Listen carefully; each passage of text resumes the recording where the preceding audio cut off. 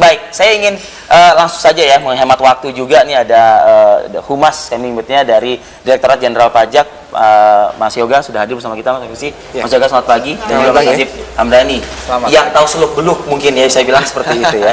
Saya ingin ke Mas Yoga, Ibu marah, Bu Sri Mulyani marah, kecewa atau seperti apa sih? Ya, kami melihat Ibu Menteri kecewa, marah, dan itu sebenarnya perasaan yang sama yang kami rasakan secara keseluruhan di Direktorat Jenderal Pajak. Kami secara keseluruhan pegawai Direktorat Jenderal Pajak juga merasa sangat kecewa dengan kejadian ini. Sempat berapa lama ya kita merasakan tidak ada pemberitaan atau operasi-operasi lain begitu yang melibatkan pajak, namun seketika luluh lantak kita mengatakan seperti itu ya Mas Yoga? Ya.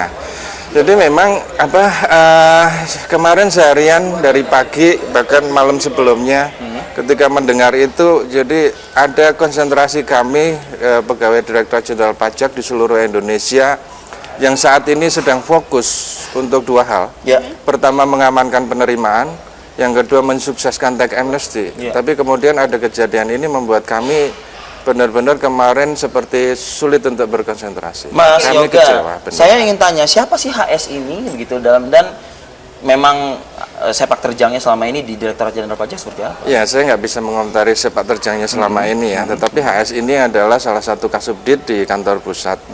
Nah, yang kemudian seperti yang kemarin sudah disampaikan oleh Ketua KPK, kronologis segala macamnya. Nah, itu kasus sekarang ada di KPK dan diproses secara hukum oleh KPK. Tentunya kami di Direktorat Jenderal Pajak mengapresiasi, sangat berterima kasih kepada KPK karena dengan ini KPK sudah membantu kami membuat Direktorat Jenderal Pajak menjadi lebih bersih lagi. Mas Yoga, PT Eka Prima Ekspor Indonesia. Memang catatannya menunggak pajak begitu? Nah, kalau terkait dengan kasus segala macamnya, sebaiknya nanti pada saat pengungkapan selanjutnya oleh KPK, artinya bahwa itu dalam proses, kami tidak ingin mengganggu proses yang terjadi di KPK, dan ini sudah kita serahkan sepenuhnya kepada KPK. Jadi nanti segala macam yang terkait dengan kasus itu tentunya lebih baik KPK yang nanti akan dalam proses selanjutnya. Kalau gitu kita menjawab aja apa yang mungkin menjadi opini masyarakat. Tadi saya membaca salah satu tweet begitu ya yang masuk ke kami Apa Kabar Indonesia Pagi. Terima kasih buat para netizen yang sudah memberikan tweetnya di Apa Kabar Indonesia Pagi. Salah satunya seperti ini loh. Ternyata tidak cukup gayus, terus dana dan lain sebagainya, masih ada HS lagi begitu. Ya. Kapan lagi ada yang berikutnya gitu loh, mungkin pertanyaan. ini kan mungkin pesimis gitu ya. Ungkapan pesimis gimana tuh Mas Yoga menyikapi komentar-komentar ini? Perlu saya sampaikan seperti juga kemarin ya, kalau Bapak teman-teman perhatikan apa yang disampaikan baik Ibu Sri Mulyani maupun Ketua KPK. Pertama, Ketua KPK mengatakan bahwa masyarakat agar tetap percaya kepada Direktorat Jenderal Pajak karena sebagian besar pegawai Direktorat Jenderal Pajak adalah orang yang baik. Jadi tetap harus percaya. Ibu Sri Mulyani pun mengatakan hal yang sama. Ini hanya oknum, ini segelintir. Sebagian besar pegawai DJP adalah orang-orang yang baik. Nah, jadi memang tidak terhindarkan bahwa ada yang seperti ini. Dan kami tentunya tidak bisa menjamin bahwa tidak akan ada lagi. Ini realitas. Ada oknum, kami cuma berusaha untuk membuat ini, mencoba meminimalisir ini atau membuat ini tidak ada, tetapi yang namanya manusia 38.000 pegawai pajak. Wow.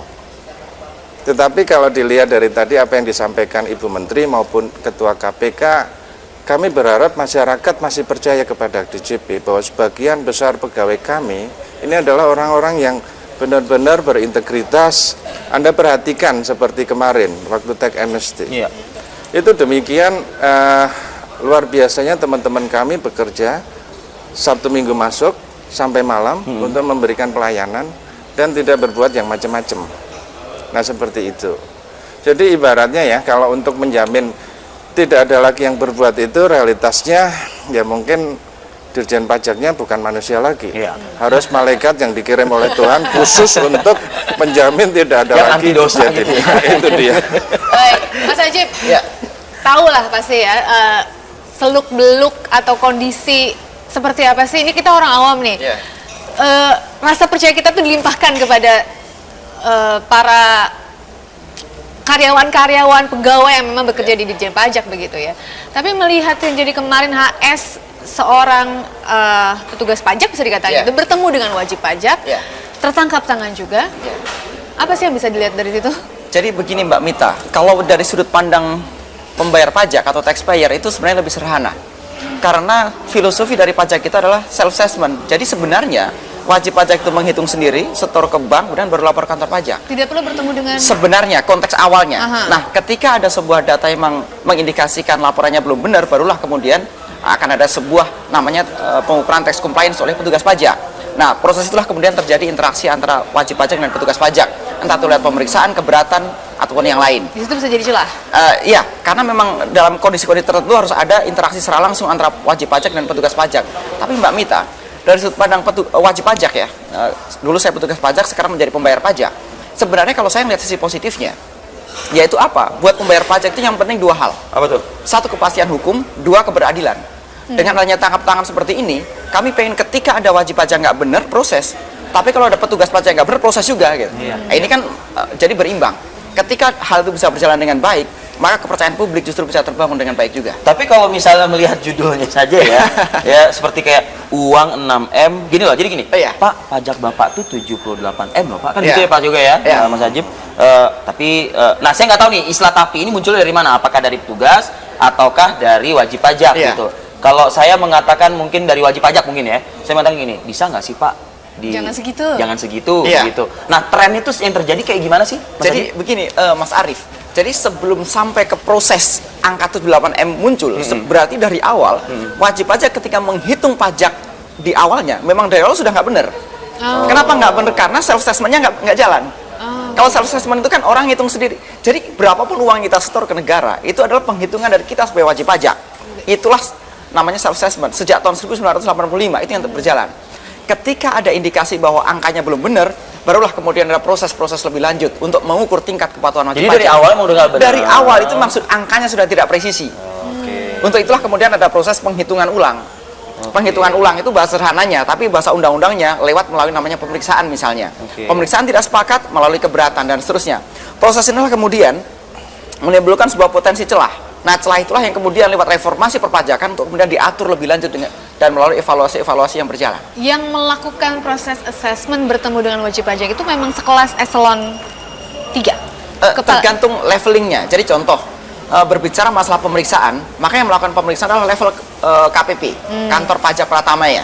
Ketika dari KPP dengan petugas dengan wajib pajak tidak ketemu angkanya, maka wajib pajak melakukan hak wajib pajaknya lagi, yaitu namanya keberatan. Itu lewat kanwil dan seterusnya. Jadi polanya memang seperti itu dan itulah yang diatur oleh undang-undang.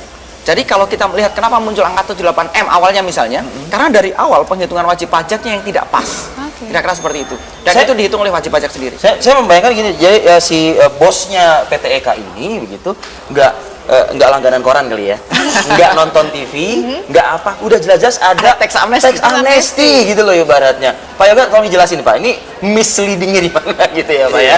Tapi nanti kita jeda dulu ya Pak.